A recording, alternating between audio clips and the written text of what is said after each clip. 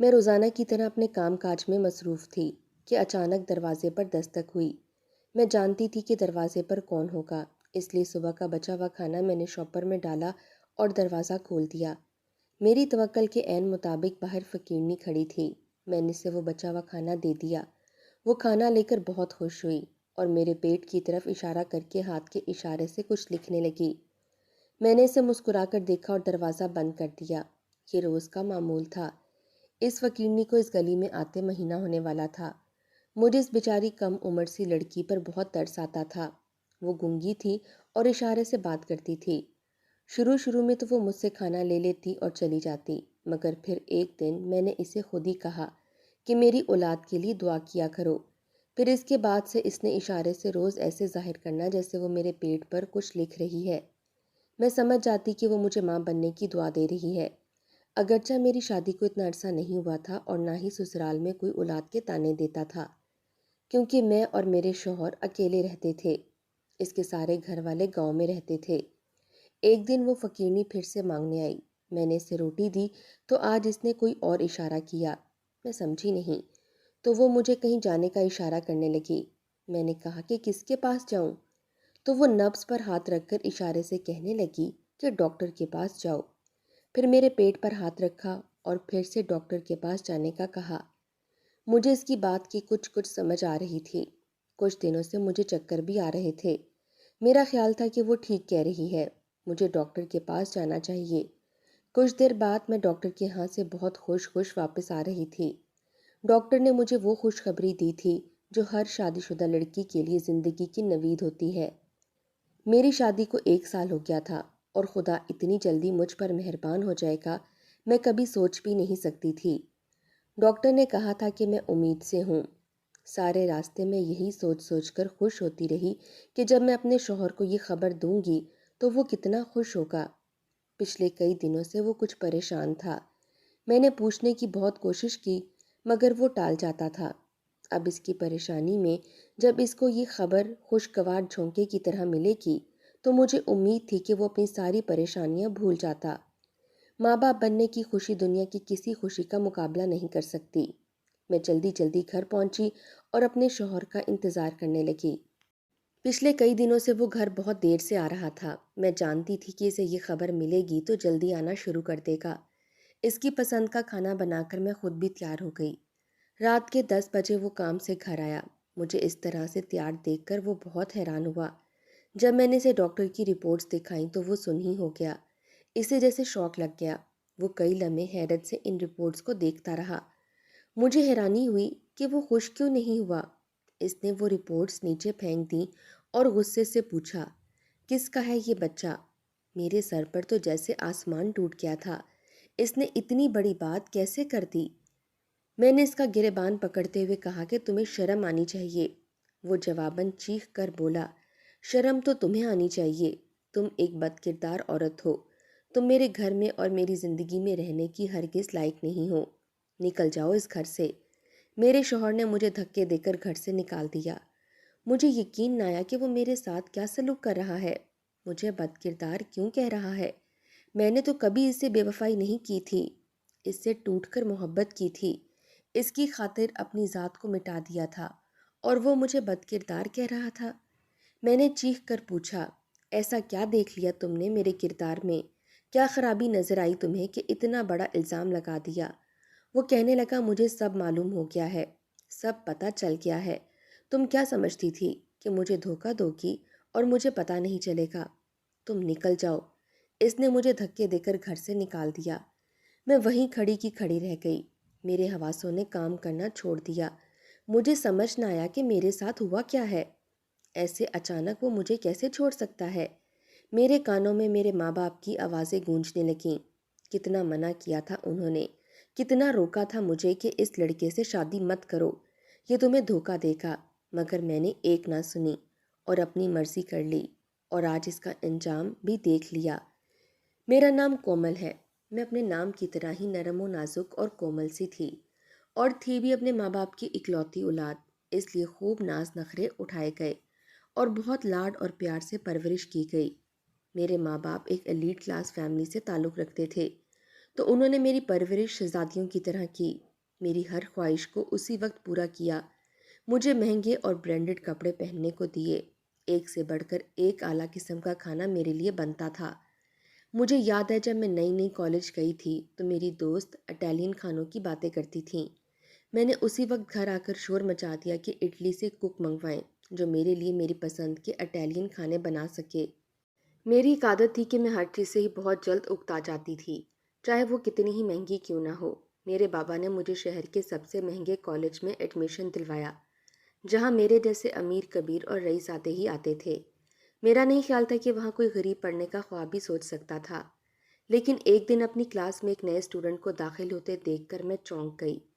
وہ ایک middle class خاندان سے تعلق رکھنے والا بندہ تھا، جسے دیکھ کر ہم سب امیروں نے منہ بنا لیا کہ اب ایک غریب بندہ ہمارے ساتھ اس مہنگے ادارے میں پڑھے گا۔ سبھی کو بہت حیرانی تھی کہ وہ کیسے اس کالج میں آ سکتا ہے۔ اس کالج کی تو فیس ہی اتنی تھی کہ غریب آدمی اپنا گھر بیچ کر بھی نہیں دے سکتا تھا، پھر یہ یہاں کیسے؟ معلوم ہوا کہ وہ 100% اسکالرشپ پر یہاں آیا ہے۔ اس کی بورڈ میں پہلی پوزیشن آئی تھی، اسی لیے ہمارے ادارے نے اسے اپنے کالج میں مفت تعلیم دینے کی پیشکش کی، جسے اس نے قبول کر لیا۔ اس کا نام زین تھا اور وہ لڑکا بے انتہا ذہین تھا تو معمولی شکل و صورت اور غریب گھرانے کا، مگر ذہانت اور خودداری اس میں کوٹ کوٹ کر بھری ہوئی تھی۔ اس کی کسی سے دوستی نہ تھی، وہ بس اپنے آپ میں مگن رہتا اور پڑھتا رہتا۔ ایک بار ٹیچر نے کلاس میں گروپ بنا کر اسائنمنٹ بنانے کا کہا۔ میں اس دن چھٹی پر تھی۔ اگلے دن آئی تو سب کے گروپس بن چکے تھے اور میرا نام سر نے زین کے ساتھ لکھ دیا تھا۔ میں بھی اچھی خاصی لائق اور قابل تھی، ذہانت مجھے اٹریکٹ کرتی تھی، اس لیے جب اس کے ساتھ مجبوری میں ہی صحیح مجھے کام کرنا پڑا تو مجھے اسے مزید جاننے کا موقع ملا۔ اس کی عادتیں ہم لوگوں سے بہت مختلف تھیں۔ اسے امیر بننے کا شوق نہیں تھا اور نہ ہی وہ امیر بننے کے لیے کوئی شارٹ کٹ استعمال کرتا تھا۔ وہ کہتا تھا کہ میں اپنی محنت اور قابلیت کی بنا پر آگے بڑھوں گا۔ آہستہ آہستہ میں اس سے متاثر ہونے لگی۔ ہماری بنائی گئی اسائنمنٹ پہلے نمبر پر آئی۔ اس کے بعد سے تو میں اس کے پیچھے ہی پڑ گئی۔ میں اپنے دوستوں کو چھوڑ کر اس کے پاس بیٹھنے لگی۔ اس سے پڑھائی کے علاوہ بہت کچھ سیکھنے کو ملتا تھا۔ کالج کے 2 سال کیسے گزر گئے پتہ ہی نہیں چلا۔ کالج چھوڑنے کے بعد مجھے احساس ہوا کہ میں تو اس سے محبت کرتی تھی۔ وہ مجھے اچھا لگنے لگا تھا۔ میرے پاس اس کا نمبر تھا۔ میں نے اسے دوبارہ رابطہ بحال کر لیا اور جس جگہ وہ نوکری کر رہا تھا میں بھی اسی جگہ کرنے لگی۔ حالانکہ نہ تو وہ جگہ میرے معیار کی تھی اور نہ ہی وہ نوکری۔ میرے بابا کو جب معلوم ہوا کہ میں ایک چھوٹی سی کمپنی میں ملازمت کر رہی ہوں تو وہ بہت ناراض ہوئے کہ اپنا بزنس چھوڑ کر ادھر ادھر دھکے کیوں کھا رہی ہو۔ میں انہیں اب کیا بتاتی کہ میں زین کی وجہ سے وہاں پر جاتی ہوں۔ میری تعلیم مکمل ہوتے ہی ماما نے میرے لیے رشتے تلاش کرنے شروع کر دیے۔ وہ میری شادی اپنے جیسے کسی اونچے خاندان میں کرنا چاہتی تھیں، مگر جب میں نے انہیں بتایا کہ میں زین جیسے غریب انسان کے ساتھ شادی کرنا چاہتی ہوں تو وہ بہت غصہ ہوئیں۔ ماما اور بابا نے مجھے ہر طریقے سے سمجھا کر دیکھ لیا، مگر میں اپنے فیصلے پر اٹل رہی۔ آخر تھک ہار کر بابا نے کہا، پھر تم اس کے ساتھ نہیں جاؤ گی، ہمارے گھر میں رہو گی اور اسے بولو کہ وہ ہمارا بزنس جوائن کر لے۔ ہمارے داماد کی معاشرے میں کچھ تو عزت ہو۔ مگر زین نہیں مانا۔ اس نے کہا کہ اگر تمہیں میرے ساتھ شادی کرنی ہے تو تمہیں میرے ساتھ میرے گھر میں رہنا ہوگا۔ ماما اور بابا مان گئے۔ مجھے تھوڑی حیرانی ہوئی کہ اتنی جلدی کیسے مان گئے، مگر پھر ماما کو بابا سے بات کرتے سنا۔ وہ کہہ رہی تھیں کہ کومل کی شادی سادگی سے کرنی ہے، کسی کو پتہ نہ چلے ورنہ بہت بدنامی ہو جائے گی۔ مجھے یقین ہے وہ اس غریب انسان کے ساتھ گزارا نہیں کر پائے گی اور اسے چھوڑ کر بہت جلد واپس آ جائے گی۔ اس لیے نہایت خاموشی اور سادگی سے میری شادی کر دی گئی۔ میں زین سے بہت محبت کرنے لگی تھی، اس کے لیے میں نے اپنا گھر چھوڑ دیا، اپنے ماں باپ کو ناراض کر دیا۔ محلوں کی شہزادی ایک فقیرنی کی زندگی گزارنے لگی، مگر پھر بھی میں نے کوئی شکوہ اپنی زبان پر نہ آنے دیا۔ اس نے جو کھلایا میں نے چپ کر کے کھا لیا، جو کہا میں نے مان لیا، صرف اس لیے کہ میں اس سے محبت کرتی تھی۔ مگر اس نے یہ کیسا صلہ دیا کہ مجھ پر بد کرداری کا ٹھپا لگا کر یوں گھر سے نکال دیا۔ میں روتے ہوئے اس کے گھر سے نکلی اور اپنے ماں باپ کے گھر آ گئی۔ میرے ماں باپ کی پیش گوئی سچ ثابت ہوئی تھی۔ میں واقعی اس کے ہاتھوں چوٹ کھا کر واپس آ گئی تھی۔ میری ماں نے مجھے یوں روتے ہوئے دیکھا تو کہنے لگیں، میں نے تو پہلے ہی کہا تھا۔ میں نے کہا ماما ایسے کیسے ہو سکتا ہے؟ میں اس کے بچے کی ماں بننے والی ہوں اور وہ مجھے ایسا کہہ رہا ہے۔ وہ تو ایسا نہیں تھا، مجھ سے بہت پیار کرتا تھا۔ ماما کہنے لگی میں ایک بہت اچھے فقیر کو جانتی ہوں، اس سے ابھی کچھ دنوں پہلے ہی میں دم والا پانی لے کر آئی تھی۔ میرے بہت سارے مسئلے حل ہوئے ہیں، تمہارے لیے لے کر آتی ہوں، تمہارے سارے مسئلے بھی حل ہو جائیں گے۔ ماں اندر گئی اور دم والے پانی کی بوتل لے آئی۔ کہنے لگی اس پانی کے اندر میں نے تیل ملایا ہے، ابھی تمہارے پیٹ پر مالش کروں گی تو دیکھنا تمہارے شوہر کے دل میں تمہاری اور تمہارے بچے کی محبت جاگ جائے گی۔ میں اپنی ماں کا بدلتا ہوا رویہ دیکھ کر حیران ہو رہی تھی، مگر پھر سوچا کہ وہ بھی ماں ہے، انہیں اچھے سے پتہ ہے کہ ایک عورت کے لیے اس کا گھر اور اس کی اولاد ہی سب کچھ ہوتی ہے۔ ماما نے میرے پیٹ پر مالش کرنے کے لیے جیسے ہی قمیض ہٹائی تو اپنے پیٹ پر نظر پڑتے ہی میرے سر پر آسمان ٹوٹ گیا۔ میرے پیٹ پر 3 ٹانکے لگے ہوئے تھے، مگر یہ کب ہوا؟ مجھے تو کچھ خبر نہیں تھی۔ میں نے سوچا تو مجھے یاد آیا کہ چیک اپ کے وقت میں کافی دیر بے ہوش رہی تھی۔ ممکن ہے اس وقت ڈاکٹر نے ٹانکے لگائے ہوں، مگر کس لیے؟ مجھے تو کچھ سمجھ نہیں آ رہا تھا۔ صبح سے ٹانکوں کی طرف دھیان نہیں تھا، اس لیے درد نہیں ہوا۔ اب اماں مالش کرنے لگیں تو درد کا احساس ہوا۔ میں نے پوچھا اماں ڈاکٹر نے کس لیے یہ ٹانکے لگائے ہیں؟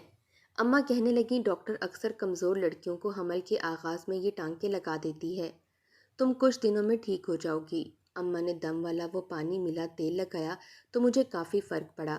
مجھے امید تھی کہ جب میرے شوہر کو اپنی غلطی کا احساس ہوگا وہ مجھے لینے آ جائے گا، مجھ سے معافی بھی مانگے گا، مگر اتنے دن گزر جانے کے باوجود بھی وہ ایک بار بھی نہیں آیا اور نہ ہی اس نے فون کیا۔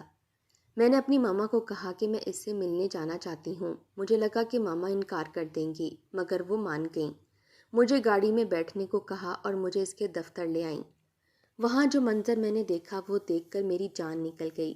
وہ تو ایک لڑکی کے ساتھ دفتر سے باہر نکل رہا تھا۔ دیکھنے سے لگ رہا تھا کہ وہ لڑکی اس سے کافی بے تکلف ہے۔ وہ بہت ہنس کر باتیں کر رہے تھے۔ میرے سامنے وہ ایک ہوٹل میں کھانا کھانے چلے گئے۔ میں یہ دیکھ کر بھی یقین نہیں کرنا چاہتی تھی۔ میری ماں کو بھی بہت شوق لگا۔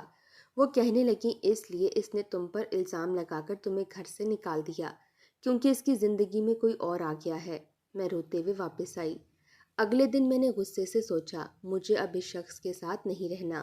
میں نے سوچا کہ میں اس کے گھر جا کر اپنا سامان واپس لے آؤں گی۔ کچھ دنوں بعد جب طبیعت ٹھیک ہوئی تو میں گاڑی لے کر اس کے گھر چلی آئی۔ دروازے پر دستک دی تو اسی لڑکی نے دروازہ کھولا جسے اس دن میں نے اپنے شوہر کے ساتھ دیکھا تھا۔ میں نے پوچھا تم یہاں کیا کر رہی ہو میرے شوہر کے گھر میں؟ وہ کہنے لگی اس نے مجھ سے شادی کر لی ہے، اب میں اس کی بیوی ہوں۔ میرے سر پر قیامت ٹوٹ پڑی۔ میں سوچ بھی نہیں سکتی تھی کہ وہ میرے ساتھ ایسا کرے گا۔ میں نے اندر جا کر اپنے کمرے سے اپنا سارا سامان سمیٹا، اپنے کپڑے وغیرہ بیگ میں ڈال کر میں اپنے ماں باپ کے گھر واپس آ گئی۔ مجھے بہت شدید غصہ آ رہا تھا۔ میں نے گھر آ کر اپنے کمرے میں اپنے کپڑے رکھے تو کپڑوں کے بیچ میں سے ایک لفافہ نیچے گر پڑا۔ میں چونک گئی، یہ کیا ہے؟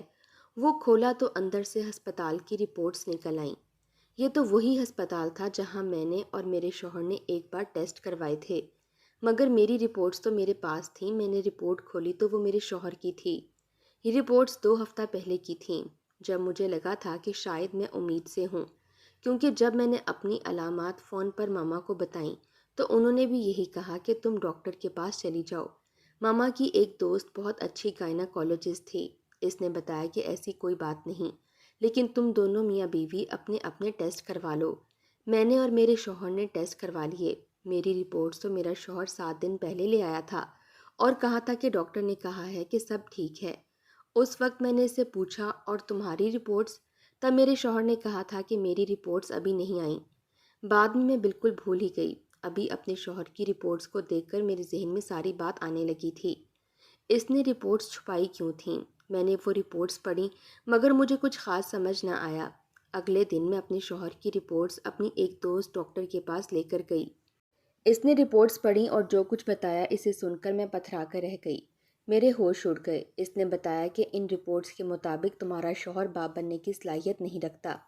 میں نے غصے سے کہا یہ تم کیا کہہ رہی ہو؟ ایسا کیسے ہو سکتا ہے؟ پھر میں کیسے حاملہ ہو سکتی ہوں؟ وہ سن کر چونک گئی اور کہا میں ابھی تمہارا چیک اپ کرتی ہوں۔ میرے چیک اپ کے بعد وہ کہنے لگی تم حاملہ نہیں ہو۔ تمہیں کس نے کہہ دیا؟ مجھے ایسا لگا اس کے کلینک کی چھت میرے سر پر گر گئی ہو۔ میں نے کہا میں نے تو ماما کی دوست سے کچھ دنوں پہلے چیک اپ کروایا تھا اور اسی وجہ سے میرے شوہر نے بد کردار کہہ کر مجھے گھر سے نکال دیا تھا۔ مجھے یہ سمجھ نہیں آ رہا تھا کہ اس ڈاکٹر نے میرے ساتھ ایسا کیوں کیا۔ پہلے اس کی رپورٹس کے مطابق میرا شوہر بانجھ تھا اور پھر اسی نے مجھے ماں بننے کی بھی خوشخبری سنا دی۔ یہ سب کچھ بہت عجیب لگ رہا تھا۔ اس ڈاکٹر کی ساری باتیں جھوٹی ثابت ہوئی تھیں۔ میری دوست کہنے لگی مجھے شک ہو رہا ہے، اگر اس ڈاکٹر نے اتنے جھوٹ بولے ہیں تو ہو سکتا ہے اس نے تمہارے شوہر کی رپورٹ بھی جھوٹی بنائی ہو، مگر وہ ایسا کیوں کرے گی؟ میں نے الجھن سے سوال کیا۔ کہنے لگی اب تو یہ وہی بتا سکتی ہے، تم ابھی اپنے شوہر کو فون کر کے یہاں بلواؤ، میں اس کی رپورٹس کرواتی ہوں، پھر دیکھتے ہیں کیا سچ ہے اور کیا جھوٹ۔ میں نے اپنے شوہر کو فون کیا اور اسے اپنی دوست کے کلینک آنے کا کہا۔ وہ آنا نہیں چاہ رہا تھا تو میری دوست نے مجھ سے فون لے کر اسے ساری بات بتائی اور جلدی آنے کا کہا۔ وہ آدھے گھنٹے کے اندر اندر آ گیا۔ میری دوست نے ہم دونوں کے دوبارہ ٹیسٹ کیے اور 2 دن بعد آنے کا کہا۔ میرا شوہر مجھ سے بات کیے بنا چلا گیا۔ میں نے 2 دن بہت بے چینی سے گزارے۔ میری دوست نے فون کر کے کہا تم دونوں میرے پاس آؤ۔ ہم دونوں اس کے پاس گئے۔ اس نے خوشخبری سناتے ہوئے کہا کہ تم دونوں میڈیکلی بالکل فٹ ہو، ماں باپ بن سکتے ہو، کسی میں کوئی کمی یا خرابی نہیں ہے۔ ہم دونوں ہی دنگ رہ گئے کہ اس ڈاکٹر نے ہم سے کیا دشمنی نکالی۔ میں اپنے شوہر کے ساتھ اسی ڈاکٹر کے پاس گئی اور اس سے جواب طلب کیا۔ ڈاکٹر نے کہا میں نے جو کچھ بھی کیا ہے تمہاری ماں کے کہنے پر کیا، یہ سب تمہاری ماں کا پلان تھا۔ اس نے تمہارے شوہر کو کبھی اپنے داماد کی حیثیت سے قبول نہیں کیا۔ وہ تم دونوں کو الگ کر کے تمہاری کہیں اور شادی کروانا چاہتی تھیں۔ وہ میری دوست تھی اس لیے اس نے اپنا سارا پلان مجھے بتا کر مدد کے لیے کہا۔ وہ جانتی تھی کہ تمہیں کیسے اپنے جال میں پھنسایا جا سکتا ہے۔ اس نے تمہیں میرے پاس آنے کا کہا اور مجھے جھوٹی رپورٹس بنانے کا کہا، یہاں تک کہ جو تمہارے پیٹ پر 3 ٹانکے ہیں میں نے یہ بھی اسی کے کہنے پر لگائے ہیں۔ جب تم میرے پاس اکیلی آئی تھی وہ چاہتی تھی کہ میں ایسا آپریشن کروں کہ تم کچھ عرصے ماں نہ بن سکو، مگر میں اتنا بڑا رسک نہیں لے سکتی تھی اور نہ ہی یہ ظلم کر سکتی تھی، اس لیے اس کی تسلی کے لیے ویسے ہی ٹانکے لگا دیے۔ اس نے کہا کہ تم میرے داماد کی جھوٹی رپورٹ بناؤ، اسے یقین دلاؤ کہ وہ کبھی باپ نہیں بن سکتا، دوسری طرف تمہیں امید سے ہونے کی خبر دوں تاکہ تمہارے شوہر کے دل میں تمہارے لیے نفرت جاگ جائے اور وہ تمہیں طلاق دے دے۔ اس نے تمہارے دل میں نفرت پیدا کرنے کے لیے تمہارے شوہر کی کزن کو استعمال کیا، جس نے تمہیں کہا کہ وہ تمہارے شوہر کی دوسری بیوی ہے۔ اس نے جتنی بھی چالیں چلیں تم دونوں کو الگ کرنے کے لیے اور مجھے مجبوری میں اس کی دوستی کی خاطر ساتھ دینا پڑا۔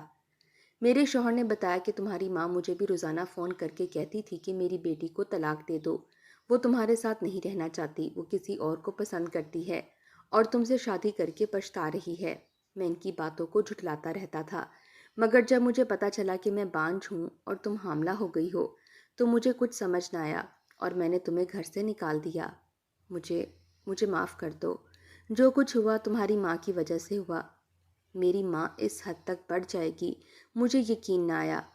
یقین آیا تو بہت ہی دکھ ہوا کہ کوئی ماں اپنی بیٹی کے ساتھ ایسا کر سکتی ہے۔ اپنے سٹیٹس اور سٹینڈرڈ کی خاطر وہ میری زندگی تباہ کرنے پر تل جائیں گی۔